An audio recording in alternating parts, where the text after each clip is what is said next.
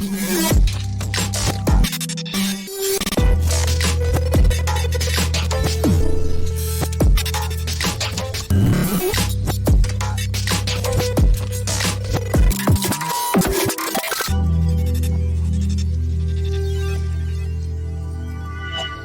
proyecto Valora Cinipo surge con un importante interés ciudadano. La gente demandaba la existencia de este proyecto de investigación porque tenemos la monumentalidad de este edificio y no conocemos prácticamente nada de cómo se articulaba dentro del entresado de toda esta ciudad.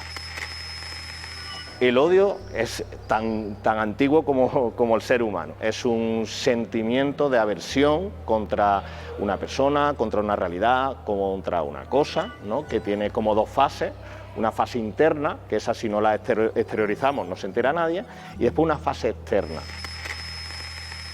En el proyecto Breeding Value trabajamos con 3 especies diferentes de fruto de baya, que son la fresa, la frambuesa y el arándano, que son los frutos de baya económicamente más importantes en la Unión Europea.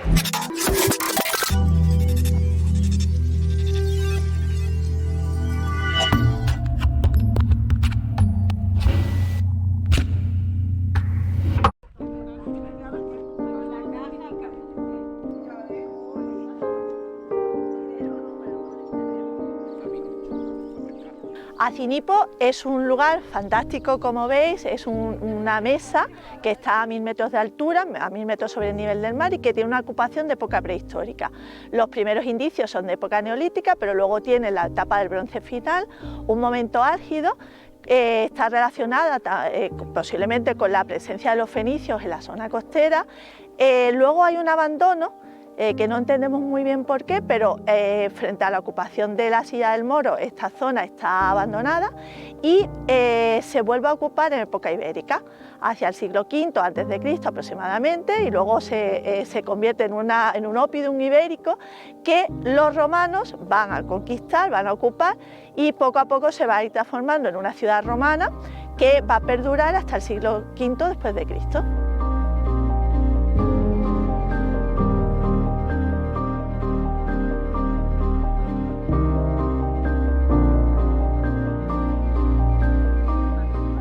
El proyecto Valora Cinipo surge con un importante interés ciudadano. La gente demandaba la existencia de este proyecto de investigación porque tenemos la monumentalidad de este edificio y no conocemos prácticamente nada de cómo se articulaba dentro del entresado de toda esta ciudad.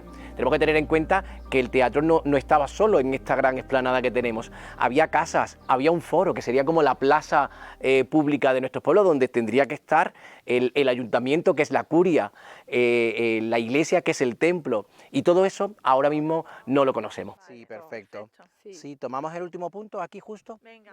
Vale. Primero vamos a actuar de forma no invasiva, con técnicas de prospección, para ver qué tenemos debajo de la tierra. Vamos a intentar localizar el foro, la plaza pública de la ciudad, el corazón político, administrativo, social de las ciudades romanas, y en función de los datos que vayamos obteniendo iremos planteando el resto de las campañas. Es un proyecto a 3 años, es un proyecto breve, pero lo que queremos es involucrar primero a las administraciones competentes, a la Junta de Andalucía, que está muy ilusionada también con este proyecto, para que a largo plazo se siga invirtiendo en poner en valor este lugar. El proyecto Valora Cinipo tiene 5 grandes objetivos, entre los cuales el principal, lógicamente, al ser ámbito académico universitario, son objetivos de investigación, pero sin olvidar en ningún momento que nosotros, como además trabajadores públicos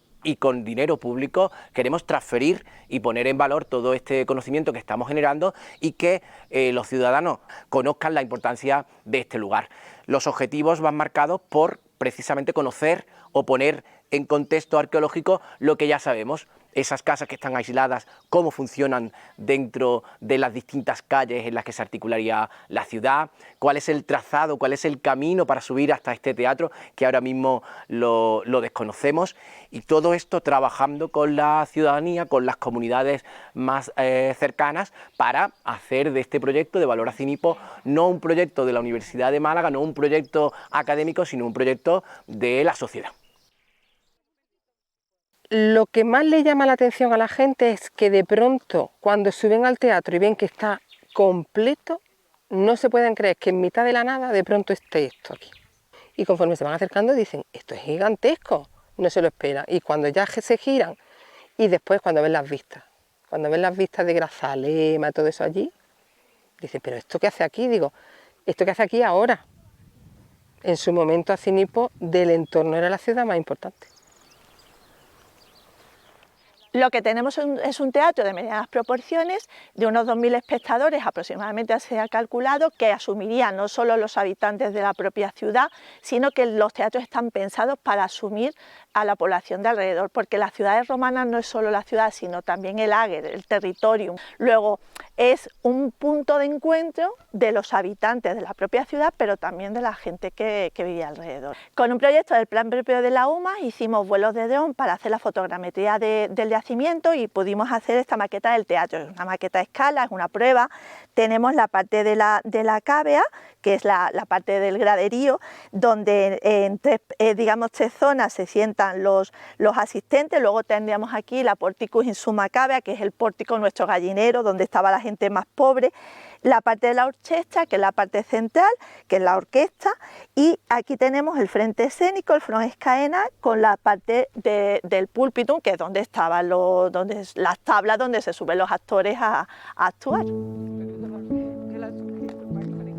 Nos encontramos en el área de las domus, que son las residencias, las viviendas de la aristocracia de la comunidad que vivía aquí, de los ciudadanos de Acinipo, y en este caso nos encontramos en un sitio muy importante porque justo a nuestras espaldas tendríamos el larario, que es la parte más destacada de esta vivienda, donde se rendía culto a las divinidades familiares. Y es que además esta casa destaca porque está construida con una técnica muy particular, es esta que vemos aquí en esta muralla de contención, que se llama Opus Africanum. Es una técnica que se desarrolla en el norte de África, la tenemos también aquí en Acinipo, y se caracteriza por estar construida con grandes pilares que luego se van tapiando. Lo que nosotros esperamos sobre todo y ante todo es de lo que se puede sacar con respecto al yacimiento es encontrar sobre todo el foro. Es muy importante en una ciudad romana delimitada donde está el espacio forense, entonces eso es lo que nosotros pretendemos ahora, pero es cierto que tenemos unos hitos muy interesantes, por ejemplo la terma. Supongo yo que el acuífero más grande de Acinipo tenía que estar donde más falta. Lo que más llama la atención de las termas es precisamente el espacio que tengo a mi espalda, que se trata de la palestra. La palestra es el sitio donde se hacen los ejercicios gimnásticos. Las termas son un espacio social. Es cierto que hay muchas cosas que nos están cantando que las termas eran importantes. Tenemos allí al fondo las higueras. La higuera siempre nos está marcando un espacio en el que cerca tenemos agua y de hecho el acuífero lo conservamos justo en la carretera que da acceso al yacimiento. Pero es verdad que las termas de Acinipo llaman la atención también, entre otras cosas, porque las únicas columnas que hemos encontrado in situ en el yacimiento son precisamente las que tengo aquí a mi espalda. El proyecto Valora Acinipo es un proyecto multidisciplinar. Esa palabra queda a veces muy bonita puesta por escrito, pero este proyecto realmente es así porque estamos trabajando en conjunto. Principalmente el perfil que tenemos son arqueólogos y arqueólogas formados en distintas universidades, tanto de la Universidad de Málaga como la Universidad de Granada, la Universidad de Jaén.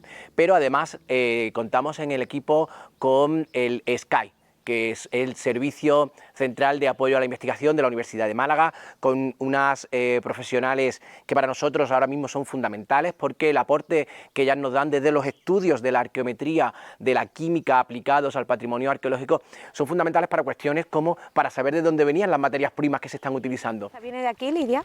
Sí, esa es de aquí, se tomó la muestra aquí, en esta parte de la... La arqueometría es una disciplina que surge a partir de los años 50, donde se unen el análisis de los objetos arqueológicos, ya sean directamente del yacimiento, pueden ser también restos paleontológicos, incluso bienes del patrimonio, a los que se le aplica una serie de métodos que son físicos y químicos para que nosotros, los investigadores, podamos obtener información de, por ejemplo, el área de procedencia de esos materiales o incluso la composición de lo que contienen alguna cerámica o incluso si tienen otros elementos que, gracias a los estudios multidisciplinares de diferentes áreas del SCAI de Málaga, podemos nosotros hacernos una idea muy general de diferentes aspectos que en el pasado no se podían conocer, ya que no existían esas técnicas novedosas. Ni siquiera era normal que se trabajase un equipo multidisciplinar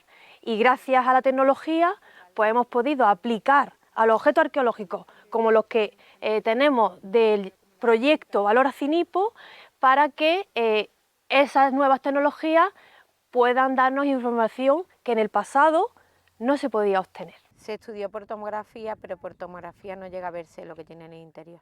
De momento las muestras que hemos recibido de aquí, de Acinipo, no son demasiadas, porque digamos que ahora, en los años venideros, cuando empezará verdaderamente la excavación, pero sí que hemos recibido algunos mosaicos de la zona del larario, de las casas, de la zona de casa que se encuentran aquí, y estamos pues intentando analizarlas para ver la composición mineralógica y la composición química que tiene. Yo que soy química, pues la verdad que este estudio tan multidisciplinar y tan alejado de lo que en principio yo estudié, para mí es magnífico, aprendo muchísimo, espero que otros también aprendan de lo que nosotros hacemos y por supuesto poner en común toda esa investigación tan diferente, pues nos va a ayudar a todos y a toda la comunidad en general, porque vamos a poder aprender y vamos a ver que verdaderamente lo que hacemos sirve lo de todos para todos, como los mosqueteros, ¿no?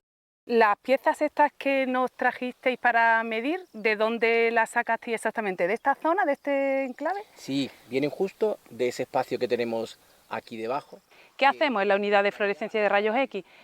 Cuantificamos a nivel químico la composición de la muestra, la composición en prácticamente todos los elementos de la tabla periódica, ¿vale? Entonces para ellos tiene mucho interés porque, por ejemplo, para las muestras de aquí de las casas, pues querían saber la composición del mortero, de la cenefa a nivel de pigmento, del mortero a nivel de composición, cómo mezclaban esos morteros para hacer las paredes, y toda esa información la pueden sacar con la técnica de fluorescencia de rayos X.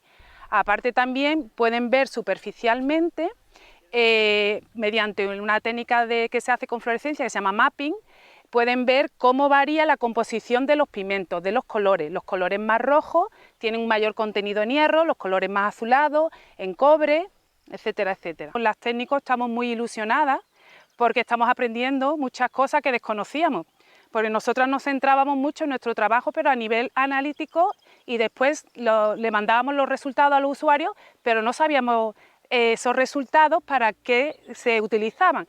Y aquí pues estamos aprendiendo mucho, además ellos nos están involucrando mucho en eso, en traernos como hoy, por ejemplo, a que veamos las excavaciones, los proyectos que quieren hacer, y eso a nosotras nos sirve mucho a la hora de interpretar los resultados, de interactuar con ellos, muy ilusionante. La verdad es que para mí yo estoy descubriendo la arqueología ahora y estoy encantada, muy ilusionada.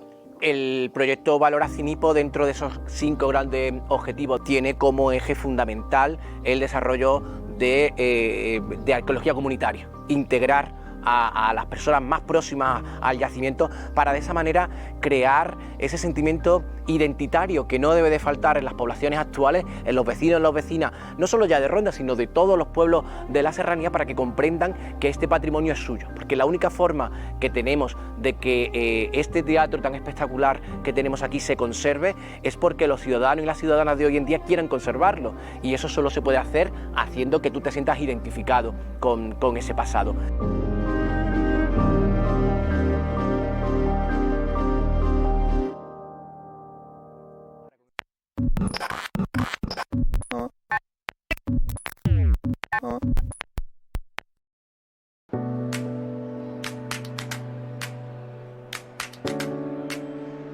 El odio es tan antiguo como el ser humano. Es un sentimiento de aversión contra una persona, contra una realidad, contra una cosa, ¿no? Que tiene como dos fases.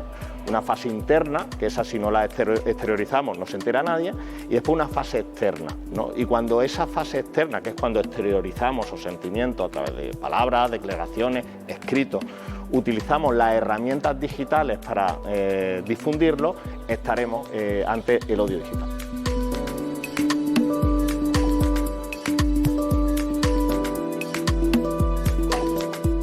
En este libro que acabo de publicar hablo de la senda del odio digital, ¿no? Son como una especie de pasos, ¿no? que pueden llevar a la manifestación más grave, que podría ser el cometer un delito, un hecho delictivo que esté animado por ese odio digital. Pero pues el primer paso, la primera fase es la desinformación, ¿no? Es presentar una forma de ver la realidad, una noticia, una descripción de una realidad social o de un grupo social concreto que en teoría es inocua, pero que realmente no responde los datos, las afirmaciones o las opiniones que estemos vertiendo sobre ese grupo, pues no corresponden con la realidad real, valga la redundancia, de ese grupo.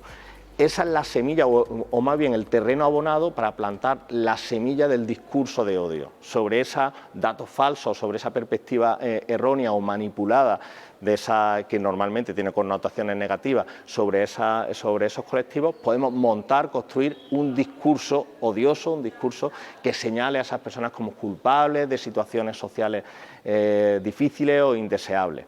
Y de ahí ese discurso del odio puede ser la mecha que encienda la comisión de un acto delictivo animado por el odio. Uno de los elementos más importantes a la hora de valorar cómo tenemos que tratar jurídicamente el odio digital es lo que se denomina como colectivos diana del odio digital. Cualquier persona, cualquier entidad puede ser víctima del odio digital. Digamos, la construcción jurídica que se está haciendo de esto nos dice que no.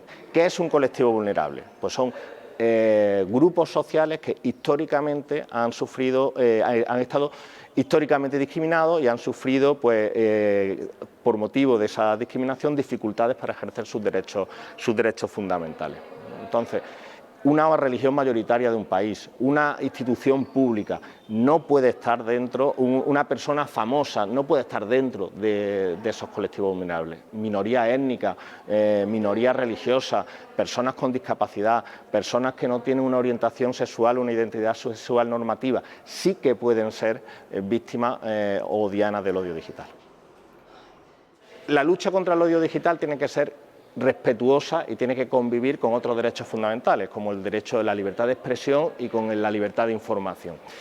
Y si apostamos de una forma muy contundente, ¿no?, por esa vía represiva, por esa actuación del derecho penal lo más contundente posible, podemos acabar vulnerando la libertad de expresión, podemos acabar limitando la libertad de información y que el remedio sea peor que la enfermedad, ¿no? Y entonces, en esa línea de estrategia sí que me parece que hay iniciativas interesantes. La primera, que se está empezando ya a plantear de forma seria en los planes educativos la necesidad de la educación para una ciudadanía digital. Y después también las herramientas de verificación, que se generalice y popularice, que cuando estamos navegando en nuestras redes sociales o en las plataformas digitales y estamos buscando información, o cuando nos llega, que es muchas veces el problema, que nos llega sin buscarla, tengamos una herramienta fácil, sencilla y asequible e interiorizada para poder discernir qué es información, qué no, qué es odio, qué es opinión.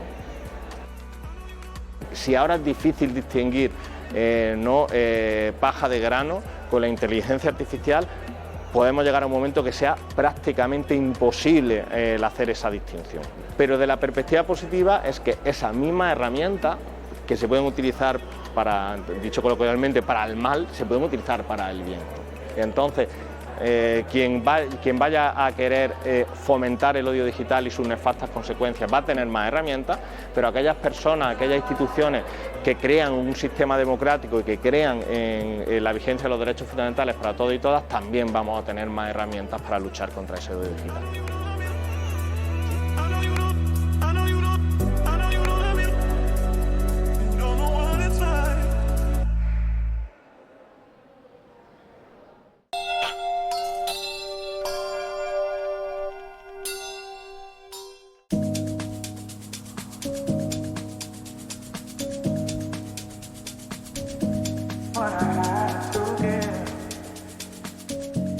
En el proyecto Breeding Value trabajamos con 3 especies diferentes de fruto de baya, que son la fresa, la frambuesa y el arándano, que son los frutos de baya económicamente más importantes en la Unión Europea. Y los objetivos de Breeding Value pues son varios objetivos. Entre ellos pues destaco que lo que pretendemos es un poco caracterizar el banco de germoplasma que tenemos en Europa, conocer qué es lo que tenemos para enfrentarnos o hacer frente a generar nuevas variedades con características determinadas, pensando en cambio climático, pensando en mayor aceptación al consumidor, entre otras características. En un principio, uno de los objetivos de este proyecto es el generar herramientas de fenotipado y caracterización de las variedades para predecir características en concreto, pues predecir una mejor calidad de fruto, predecir que la estabilidad en la producción se mantenga, predecir que esa planta va a resistir a ciertas temperaturas, por ejemplo. Entonces, lo que estamos nosotros es desarrollando esas herramientas para predecir de antemano lo que se va a obtener cuando la planta sea adulta. Porque si nosotros somos capaces de predecir, de diseñar cultivares con características predeterminadas, pues realmente el impacto económico es enorme. Cuando hablamos de variedades antiguas, pues son variedades antiguas, pues variedades que a lo mejor se generaron hace 50 años atrás, y esas variedades pues eran buenas en aquel momento y, por ejemplo, pues tenían una buena característica respecto a la calidad de fruto. Pues eran frutos, pensando por ejemplo en la fresa, aunque esto es extrapolable a cualquier fruto, pues con un muy buen aroma y buen sabor. ¿Qué ocurre? Que a lo mejor esa variedad, que tiene muy buen aroma y muy buen sabor, en comparación a las que tenemos hoy en día en el mercado, su producción era más baja que las que tenemos hoy en el mercado. O plantas menos resistentes a ciertos patógenos que ahora mismo están en campo. Entonces, esas variedades hoy en día plantadas son pérdidas económicas, a pesar de que tengan muy buen sabor y muy buen aroma. Entonces, lo que nosotros pretendemos, una de las líneas de trabajo, es intentar recuperar, entre comillas, esas buenas características e intentarlas insertar en las variedades que tenemos hoy en día, que tienen otras buenas características que no tienen esas variedades antiguas. Estos frutos de baya son muy importantes a nivel nutricional, tienen una cantidad muy importante de antioxidantes, por tanto su consumo es muy recomendado y, por tanto, si nosotros somos capaces de generar frutos que sean muy bien aceptados por el consumidor, pues estamos de alguna manera incentivando su consumo y por ello pues mejorando nuestra alimentación. Como las líneas de trabajo en este proyecto, no solo hay una línea de trabajo, sino que hay múltiples líneas de trabajo. En algunas de ellas ya se ha acabado la parte experimental y ahora mismo lo que estamos haciendo es trabajar con los datos para ver, explorar un poquito mejor qué es lo que hemos obtenido, y en otras líneas de trabajo vamos un pelín más retrasados porque aún estamos con trabajo de laboratorio y trabajo de campo. Entonces, ahora mismo los resultados como tal, aunque existen, pero son muy preliminares, puesto que necesitamos trabajar un poquito más en detalle lo que estamos obteniendo. ¿Cómo está yendo la maceración de frambuesa? En investigación, pues todo tiene sus luces y sombras, y evidentemente una investigación en un marco de 4 años puedes avanzar cosas, evidentemente, pero muchas otras cosas se inician y evidentemente uno tiene que buscar las herramientas para seguir y continuar trabajando en ellas, porque puede haber líneas de trabajo en las que fácilmente 10 años, 15 años necesites para al final tener un producto al final en el mercado. Sí, la idea evidentemente es el consorcio que tenemos, pues hacerlo cada vez más fuerte, con mayor competitividad y mayor competencias, pues para intentar liderar nuevas propuestas por parte de la Comunidad Europea.